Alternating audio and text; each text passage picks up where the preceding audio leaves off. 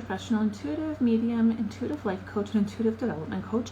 And one of the biggest things that I work with people on during coaching is procrastination. And so many people get caught up in the procrastination process, and a lot of times they even realize that they're procrastinating, and they set a goal to stop procrastinating, and then they start procrastinating on their goal to stop procrastinating. So it ends up becoming this really big vicious cycle. And so today I wanted to talk about some of the reasons why people procrastinate, because it is a very legitimate and valid thing, and there's some very valid reasons as to why people procrastinate. So I wanted to get into some of those reasons today. And one of the first reasons is perfectionism, or fear of failure, or fear of not being perfect. So that's a really huge thing for people when they're looking at making a goal or working on a goal, is they won't necessarily start on it because they're worried about not doing it right, and it holds them back from working more towards their goals. So that's a really big thing for people, and feeling overwhelmed by the task at hand and the goal that they've set. So if it's something like changing careers or going back to school, those can seem like very big goals with very big and finish lines. So a lot of times people will put it off because it seems so overwhelming.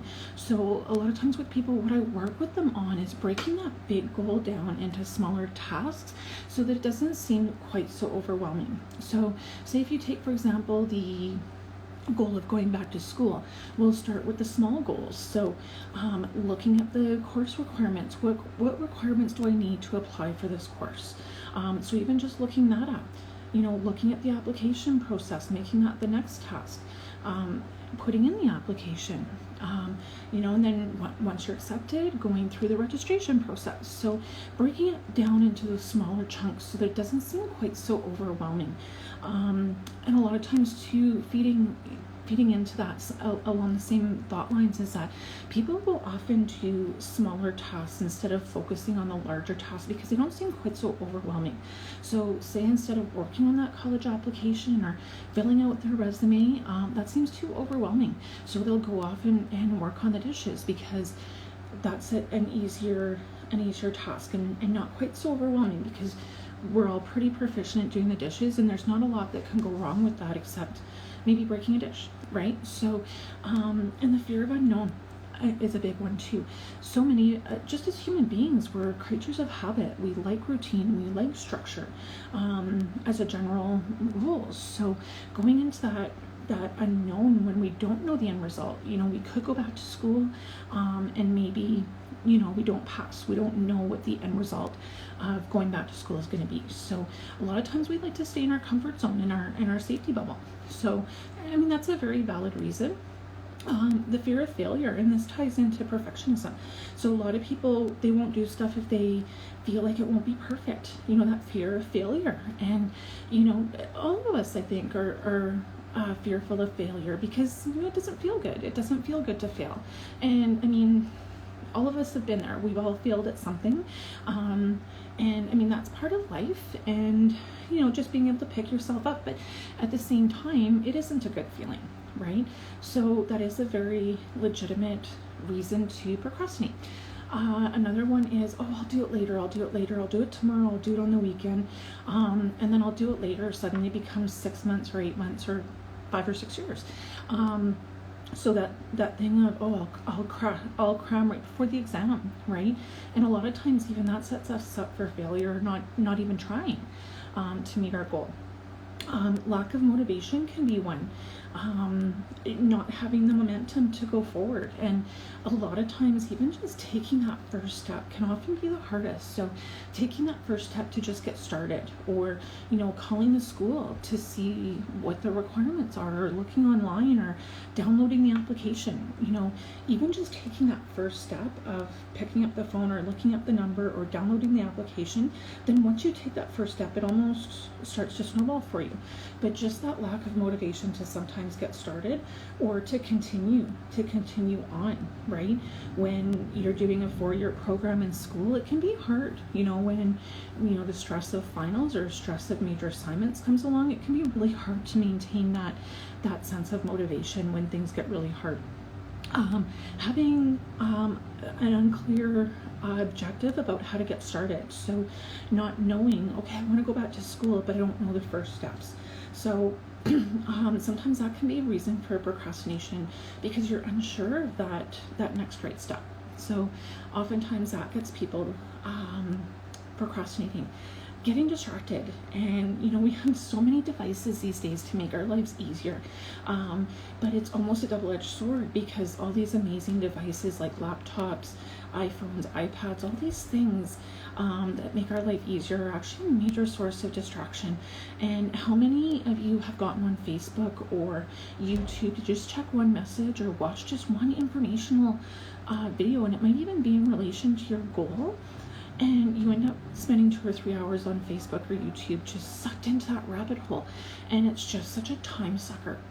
So being conscious of being distracted, knowing that the task will take effort and hard work, that can be very much a deterrent. I think especially when we live in such a busy society that we all have so much going on and thinking, oh my god, I have this goal that I want to work on and this thing that I want to do, but I know it's going to take a lot of effort and hard work, and I don't know if I can shove that into my schedule and add more work to my already full plate. So that can be a very huge thing as well.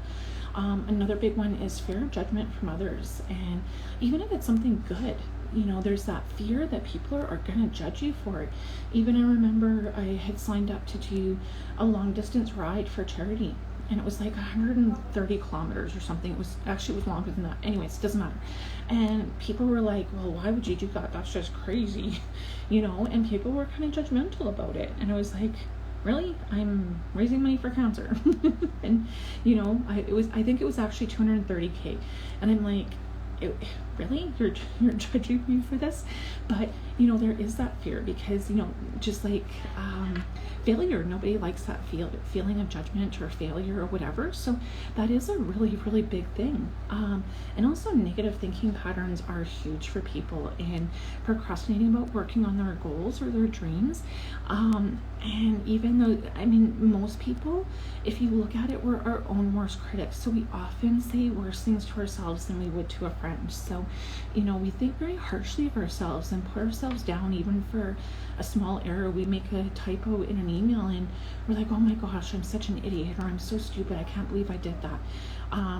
Doing the mind reading thing as well. So thinking that, oh, if I do this, people are going to think that I'm letting my family down, or they're going to think that, I'm just looking for attention, and putting negative judgments into other people's minds about what you're doing when maybe it's not necessarily true. So, these are all things that I work really hard with people on in my coaching programs. So, looking at setting goals and setting those goals in a way that we can break them down into the smaller, more manageable chunks. So that's a really big thing that we start off the program with. We look at some of those negative thinking patterns that are unhelpful, that really hold us back from starting to achieve and work towards our goals. So we spend a couple weeks working on that because this is really where I see the magic and miracles happen for people, is once they start to notice those underlying unhelpful thinking patterns. That's really where things start to change. We work a lot on setting boundaries. We work a lot on practicing more effective communication, setting effective boundaries, planning for the future, improving relationships. And with the planning for the future, we really focus on taking this program as a building block. So it's very much an empowerment approach. So I give you all these tools as a launching point where you can really take the tools and really launch yourself into success. So if you're interested in applying for my life coaching program or my intuitive coaching program, I'm going to put the details in the link below, and I'm going to ask you to not procrastinate and get over your goal of stopping procrastinating. So stop procrastinating right now and go fill out the application, and we can start working on procrastination right now. So go and apply for the program. We'll talk on the phone. We'll start to set up your individualized coaching program, because they're all going to be a little bit different depending on your goals, where you're at now, where you want to go, and we'll really work on individualizing and tailoring that program to you to help you be more successful. So make sure you check out the caption below for more deets. Thanks for tuning in.